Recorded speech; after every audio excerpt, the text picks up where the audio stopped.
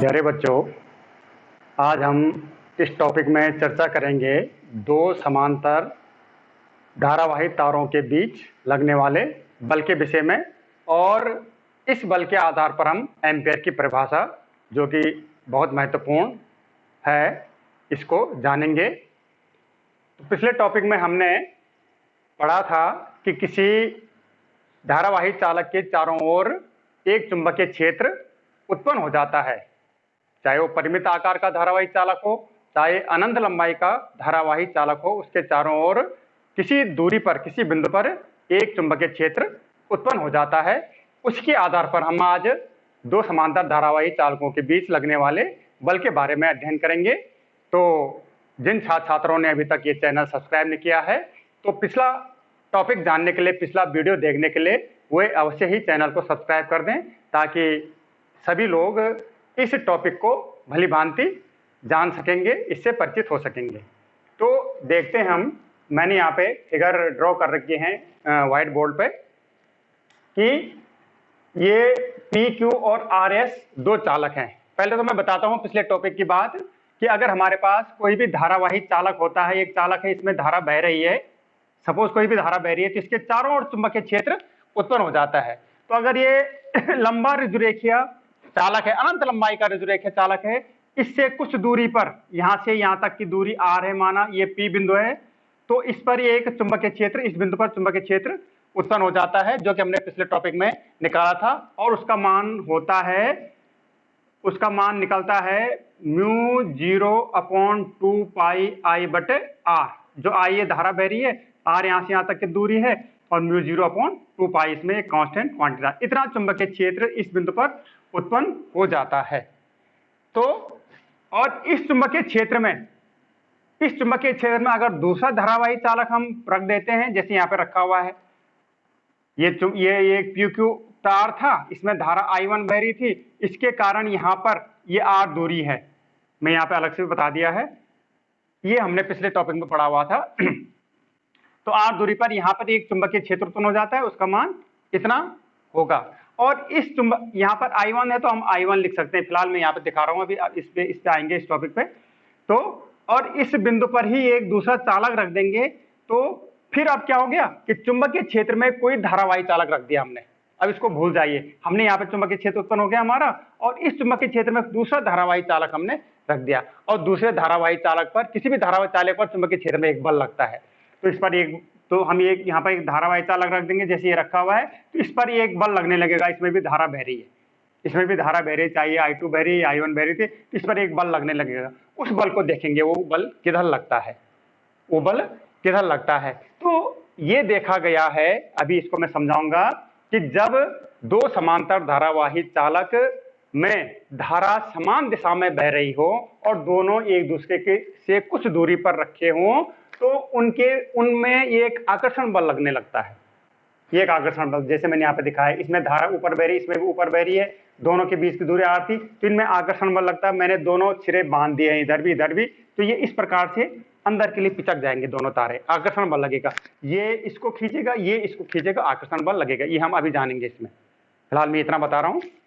एक क्वेश्चन आपका ये भी तैयार हो रहा है कि कैसा बल लगता है, अगर समान दिशा में धारा बहती है तो कैसा बल लगता है, और विपरीत दिशा में धारा बहती है तो कैसा बल लगता है। ये क्वेश्चन बनने वाला है, और भी डिटेल हम जाएंगे अभी। और ये भी देखा गया है कि यदि दो समांतर धारावाही चालकों में विपरीत दिशा में धारा बह रही है, तो उनके बीच प्रतिकर्षण बल लगता है, वो एक दूसरे को प्रतिकर्षित करेंगे। ये पी क्यू चालक जो है, पी क्यू तार है, वो उसको उधर के लिए धकेलेगा, बल लगाएगा, और आर एस चालक जो है, आर एस तार जो है, वो इधर के लिए बल लगाएगा। क्यों? क्योंकि दोनों में विपरीत दिशा में धारा बह रही है। इसमें I1 बह रही है तो ऊपर के लिए बह रही है, इसमें I2 बह रही है तो नीचे के लिए बह रही है।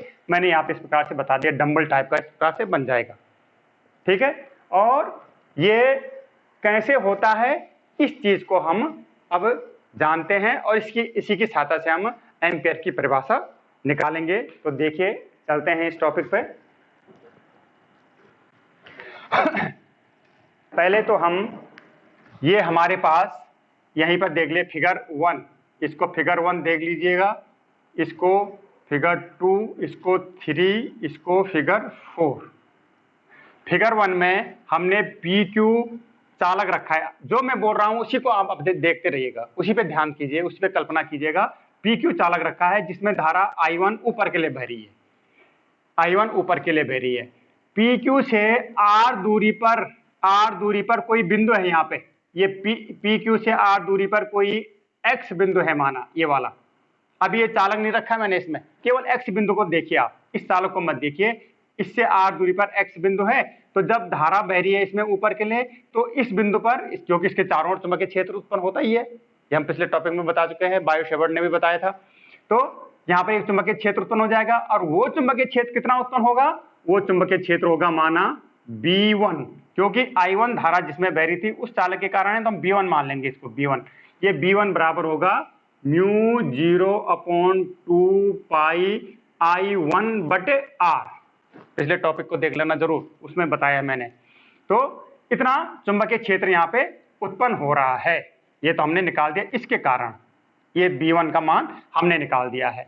और अब B1 की दिशा भी निकाल लेते हैं, B1 की दिशा भी निकाल लेते हैं। तो मैं यहाँ पे दाएं हाथ की हथेली के नियम लेता हूँ दोनों, हालांकि वो मैक्सवेल का दक्षिणावर्ती नियम से भी निकाल सकते हैं, और फ्लेमिंग के दाएं हाथ का नियम नंबर 2 में फ्लेमिंग के बाएं हाथ से भी निकाल सकते हैं, लेकिन मैं यहाँ पे आपकी सुविधा के लिए, ताकि आपको कंफ्यूज ना हो, दोनों दाएं हाथ की हथेली का नियम ले रहा हूँ।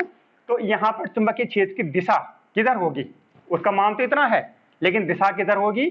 तो हम क्या करते हैं, दाएं हाथ की ये चारों उंगलियां और अंगूठे को इस प्रकार फैला दे देंगे ताकि ये आपस में लंब बना लें, एक दूसरे के लंबवत हो जाए।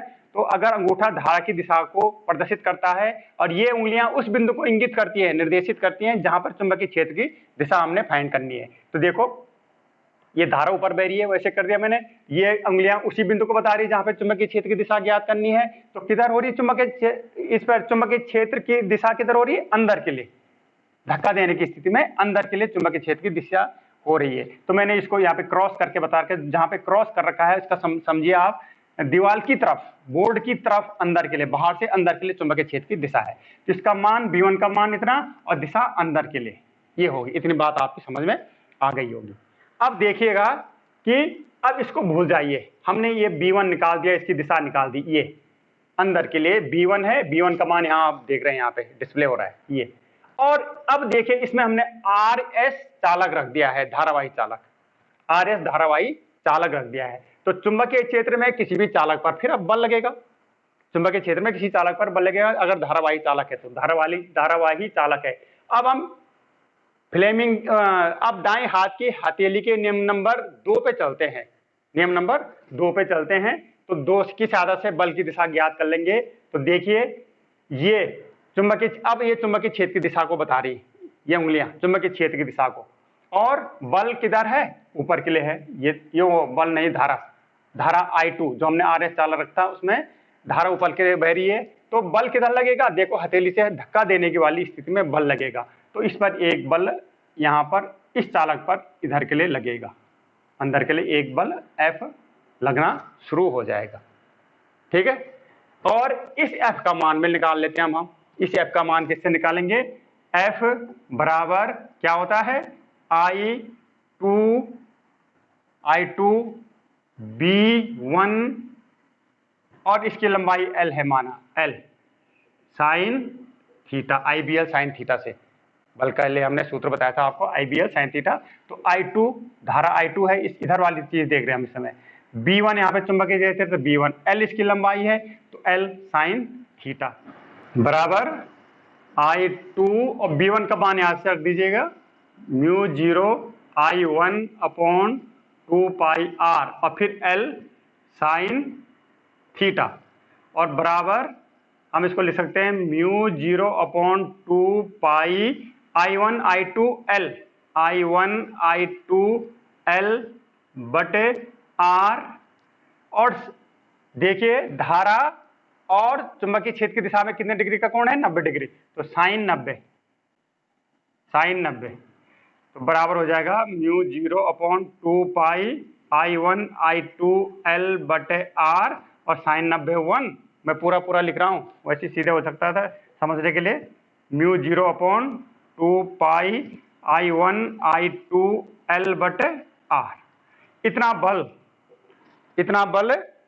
लगेगा, देख अब बल की दिशा भी आप देख रहे हैं कि अंदर के लिए है, बल की दिशा पी क्यू की तरफ है, आर एस पर बल की दिशा पी क्यू की तरफ है। इसी प्रकार अगर हम आर एस को लेंगे शुरू करें और यहां से यहां देखें, यहां से इधर के लिए देखें, तो फिर वही बात हो जाएगी, आप यहां पे निकालोगे कि यहां पे जो बल लगेगा वो उधर अंदर के लिए लगेगा।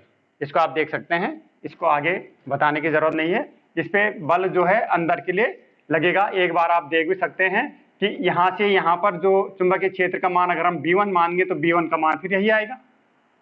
इसको अगर पहले हम आर एस को पहले मान लेते हैं धारावाही चालक, और उस समय बिंदु इसको मान लेते हैं x, तो यहाँ पर चुंबकीय क्षेत्र का मान ये आएगा, लेकिन I2 आएगा क्योंकि हमने I2 वाले चालक को माना है, I2 बटे R आएगा।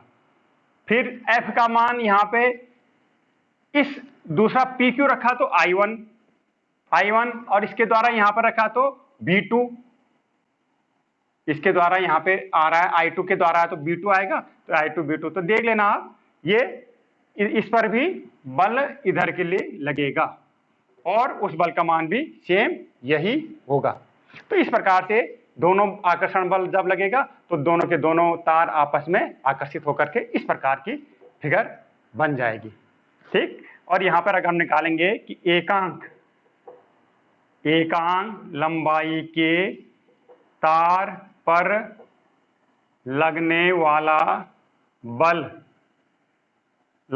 बल क्या हो जाएगा, F बटा L एकांक, L लंबाई पर लग रहा है ये बल, तो L, तो F बटा L हो जाएगा आपका μ0 बटे 2 पाई I1 I2 L बटे R और बटे L, तो L से ये L कैंसिल हो रहा है, तो और F बटे L बराबर μ0 बटे 2 पाई I1 I2 बटे R, इतना एकांक लंबाई पर, प्रति एकांक लंबाई पर लगने वाला बल है। इसी से हम अभी एम्पीयर की परिभाषा निकालने वाले हैं, ये ठीक है। अब देखिए सेम यही है, इससे B1 का मान इस बिंदु पर इतना ही आएगा। अब इसमें जो RS हमने चालक रखा हुआ है, ये इसको मैं ज्यादा एक्सप्लेन नहीं कर रहा हूं, आप यहां पर देख लीजिएगा। RS चालक, अब इस RS चालक में दूसरी दिशा में धारा बह रही है, बाकी सब कुछ सही है। अब देखिए धारा दूसरी दिशा में बह रही है, धारा ऐसे बह रही है, चुंबकीय क्षेत्र का मान है अंदर के लिए और धारा बह रही है नीचे के लिए, धारा बह रही है नीचे के लिए। देखिए ये हो गया, चुंबकीय क्षेत्र का मान तो अंदर के लिए है यहाँ पे, जैसे यहाँ पे था। अब केवल मैंने धारा की दिशा बदल दी, धारा नीचे के लिए बह रही है, तो बल कितना लग रहा है, ये बाहर के लिए बल लग रहा है, अपने आप F1 बाहर, और उसका मान यही आएगा, उस बल का मान बाहर के लिए होगा और उसका मान यही आएगा। और उसके द्वारा देखेंगे यहाँ पे तो बल इधर के लिए लगेगा, बाहर के लिए लगेगा, उसका मान यह आएगा और प्रति एकांक लंबाई पर इतना बल लगेगा, और इस प्रकार की फिगर हमारे पास बन जाएगी, दोनों के बीच प्रतिकर्षण बल लगता है। ठीक है, तो इस प्रकार से ये प्रतिकर्षण बल का मान आ गया। अब इसकी सहायता से हम एम्पीयर की परिभाषा ज्ञात करते हैं। मैंने एक एक के लिए बता दिया और बाकी ये आप समझ रहे होंगे, खुद ही समझ रहे होंगे। इसमें दाएं हाथ की हथेली का नियम नंबर 1 भी लग रहा है और दाएं हाथ की हथेली का नियम नंबर 2 भी लग रहा है ना। दाएं हाथ की हथेली का नियम नंबर 1 चुंबकीय क्षेत्र की दिशा के लिए लग रहा है और दाएं हाथ की हथेली का नंबर 2 बल की दिशा के लिए, बल की दिशा ज्ञात करने के लिए लग रहा है। अब हम इससे एम्पीयर की परिभाषा ज्ञात करते हैं।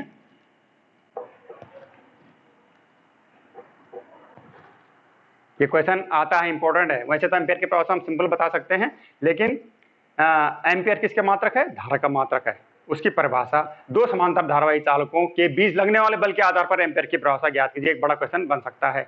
और इसके अंदर आप बहुत छोटे कई क्वेश्चन आपको मिल जाएंगे, एक नंबर के क्वेश्चन मिल जाएंगे। आप अगर ये पूरा टॉपिक पढ़ लेते हैं तो आपको कई एक नंबर के क्वेश्चन, दो नंबर के क्वेश्चन, और पूरा क्वेश्चन है तो 5 नंबर का क्वेश्चन बन के आपके सामने आ सकता है। तो देखिए एम्पीयर की परिभाषा के लिए ये आ गया अब आपका फाइनल, प्रति एकांक लंबाई पर लगने वाला बल μ0 2 पाई I1 I2 बटे R, इतना लग रहा है। अब यदि हम यहाँ पे यदि I1 बराबर I2 बराबर 1 या I1 बराबर I2 बराबर I मान लेते हैं, दोनों धाराएं बराबर हैं। ऐसा भी हो सकता है कि दोनों धाराएं बराबर हो सकती हैं, I1 और I2। तो F बटे L is equal to mu 0 बटे 2 pi I square, I into I, इसको भी आयरन तो इसको आयरन तो I इंटू आई स्क्वायर बटा R न्यूटन पर मीटर प्रति एकांक लंबाई के लिए इतना बल प्रति एकांक मीटर लंबाई के तार पर इतना बल लगेगा। अब इसी से आते हैं हम एम्पियर की परिभाषा पर। एम्पियर की परिभाषा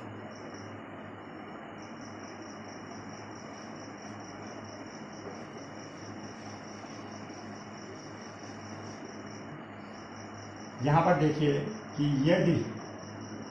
यदि L बराबर 1 मीटर, मतलब तार की लंबाई 1 मीटर है, I बराबर 1 एम्पियर, धारा 1 एम्पियर बह रही है, ऊपर भी चाहे ऊपर बह रही चाहे नीचे बह रही, 1 एम्पियर की धारा बह रही है। R बराबर भी 1 मीटर, दोनों तारों के बीच की दूरी 1 मीटर है।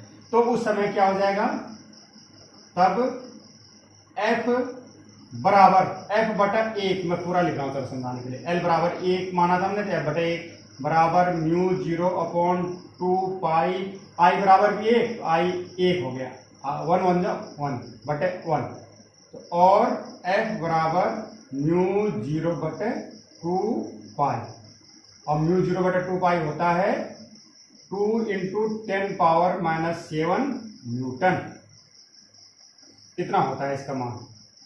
इसका मतलब F बराबर उस समय इतना न्यूटन। अब परिभाषा बनाइए, आप परिभाषा बना दीजिए। पहले तो मैं ऐसे बता रहा हूँ आपको, उसके बाद आपको उसको परिभाषा जैसे लिखते हैं उसी प्रकार से बताएंगे।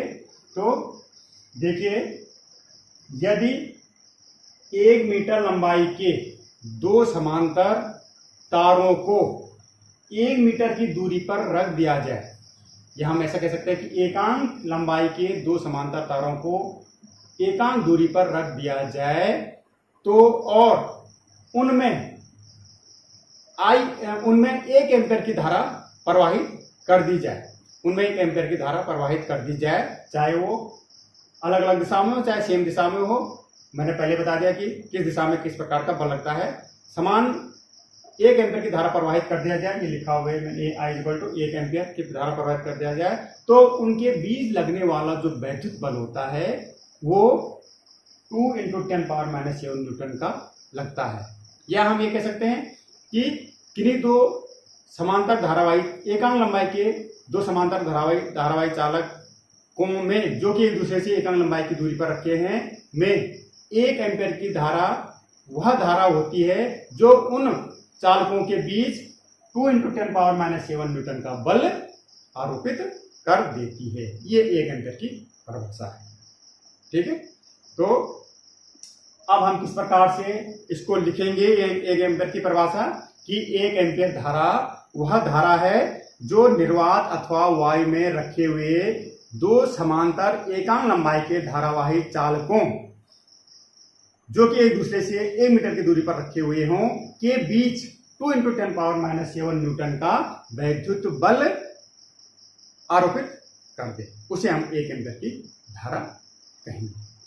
तो आशा है आपके समझ में आया होगा अच्छे से, और अगर कहीं पर समझ में नहीं आया हो तो आप टिप्पणी में लिख सकते हैं, ताकि मैं उसमें सुधार करने की कोशिश करूंगा और अच्छे से आपको समझाने की कोशिश करूंगा। और मैंने बताया कि हर एक टॉपिक दूसरे टॉपिक से कनेक्टेड है। आप अवश्य ही चैनल को सब्सक्राइब करके पिछले वाले टॉपिक्स को अवश्य देखें, ताकि अगले टॉपिक्स को आप अच्छी तरह जान पाएंगे। अब ये टॉपिक आपने अच्छे से समझ लेंगे तो मैं जो अगला टॉपिक लाने वाला हूँ उसमें इसका भी जिक्र रहेगा, इसका कनेक्शन रहेगा, तभी जाके आप अगले वाले टॉपिक को अच्छी तरह समझ सकते हैं।